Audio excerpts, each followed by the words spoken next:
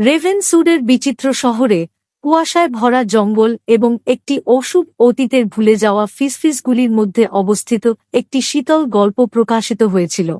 কিংবদন্তি ভ্যান ডের মির এস্টেটের কথা বলেছিল একটি পাহাড়ের উপরে একটি বিস্তৃত ম্যানর, রহস্যে আচ্ছন্ন এবং একটি অভিশাপে জর্জরিত যা প্রজন্মকে যন্ত্রণা দেয়। ইভলিন একজন অনুসন্ধানী সাংবাদিক, যিনি বিস্মৃত সত্যগুলি আবিষ্কার করার জন্য আকৃষ্ট হন, ভ্যান ডের মির এস্টেটকে ঘিরে থাকা ভয়ঙ্কর গল্পগুলি দ্বারা বিমোহিত হয়ে রেভেনসুডে এসেছিলেন। দৃঢ় সংকল্প এবং একটি অতৃপ্ত কৌতূহল দিয়ে সজ্জিত, তিনি শহরের ইতিহাসে তলিয়েছিলেন অবর্ণনীয় অন্তর্ধানের গল্প, অদ্ভুত ঘটনা এবং অন্ধকার রহস্য দ্বারা ছায়াযুক্ত একটি করুণ বংশের গল্প উন্মোচন করেছিলেন। এভলিন গভীরভাবে অনুসন্ধান করার সাথে সাথে স্থানীয়রা বর্ণালী দর্শন এবং এস্টেটের দেয়ালের মধ্যে একটি নৃশংস শক্তির কথা ফিসফিস করে বলেছিল।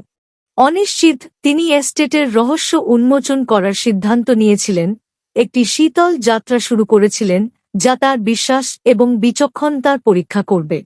ক্ষয়িষ্ণু ম্যানরের প্রতিটি পদক্ষেপের সাথে অতীতের ফিসফিস আরও জোরে বেড়েছে, অশুভ প্রতিধ্বনিগুলি ফাঁপা করিডোরের মধ্য দিয়ে প্রতিধ্বনিত হচ্ছে। ছায়াগুলি অশুভ সম্প্রীতিতে নাচছিল, প্রতিকৃতিগুলি নৃশংসতার সাথে লীলা করেছিল, এবং বায়ু এমন একটি উপস্থিতিতে ভারী হয়ে ওঠে যা ব্যাখ্যাকে অস্বীকার করে।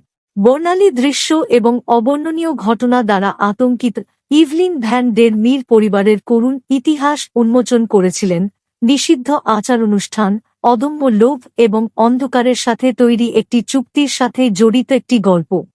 একটি প্রাচীন অভিশাপের দ্বারা আবদ্ধ পরিবারের দূষিত আত্মারা প্রতিশোধ চেয়েছিল, ইভলিনকে তার আত্মার জন্য একটি যুদ্ধে ফাঁদে ফেলেছিল।